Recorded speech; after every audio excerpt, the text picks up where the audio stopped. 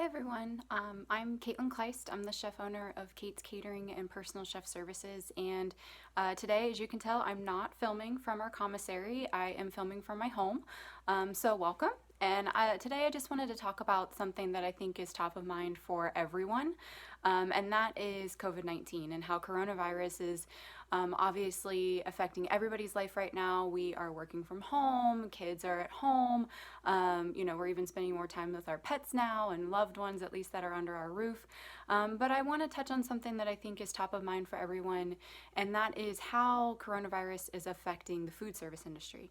Obviously, we've seen news articles about how restaurants are closing or having to limit their operations. And so I just wanted to touch on kind of the precautions and things that a lot of food service industry professionals are taking, and how, maybe peel back the curtain a little bit on things that we have to do in order to make sure that we're keeping each other safe in the commissary, but also keeping our customers safe. So, first, as everybody knows, the food service industry has really had to limit our available services. So a lot of them are only able to offer carryout services or delivery options.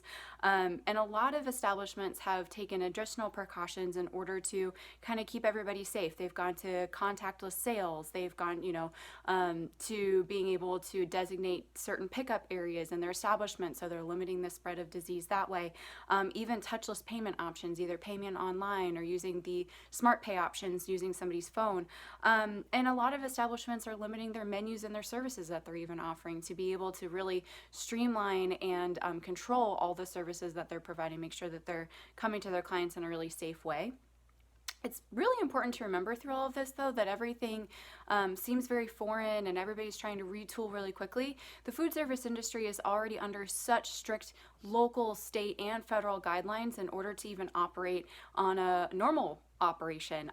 So a lot of these additional procedures that I'll talk about today are just on top of all the normal operating procedures that we have to do in order just to be open in a normal basis. So, we are all certified by ServSafe, which is a national organization that certifies that food service professionals have gone through certain training, and we have to keep that up to date, that we're going to adhere to all these different procedures to make sure that we are operating safely within our facility. So an example of all of these things that we do already is strict and constant hand washing, using PPE, like using single-use gloves, fresh aprons and uniforms every day, and even disposable items like deli paper and storage containers to make sure that we're not cross-contaminating, and even things like monitoring our employees to make sure that they're sick, and we're keeping a record of doctor's notes and things if they are sick. So those are things that we have to do already to make sure that we're operating a safe kitchen.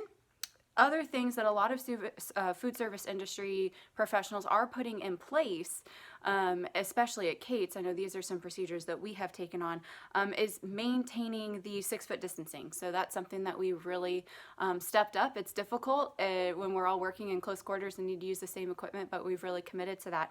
We're even working alternate schedules in order to limit the amount of people in the shop. That's why I'm working from home today. So giving everybody a little bit more space in the kitchen and kind of being flexible in that way.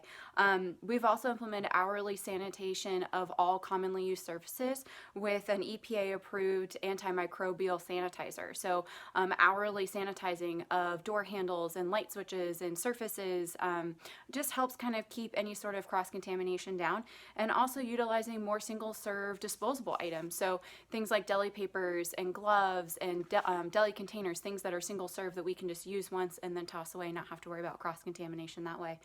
A common question that I'm sure you have and that I've gotten from several clients is COVID-19 even spread through the food service industry chain? Is that something that you should be concerned of with your carryout containers, or even if your food might be contaminated or anything like that? And as of right now, the CDC has seen no evidence that that is the case. There's no evidence that COVID-19 has ever been spread in any of the cases through food service. So you can feel really good about supporting your local restaurants, using those carryout containers, supporting those local businesses that are still trying to stay open with their carryout service. So Obviously, there's a lot more that we could dive into here, but I just wanted to kind of go through some basics of things that hopefully will make you feel really good about supporting your local businesses, local restaurants and catering companies especially.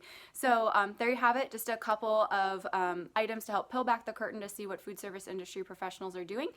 I'm sure you have more questions, so please feel free to leave a note in the comment sections below. We'll also link the information to ServeSafe if you want to look at that to see kind of the standards that food service professionals are responsible for every day. And hopefully that's really helpful in kind of navigating this pandemic. Thanks so much.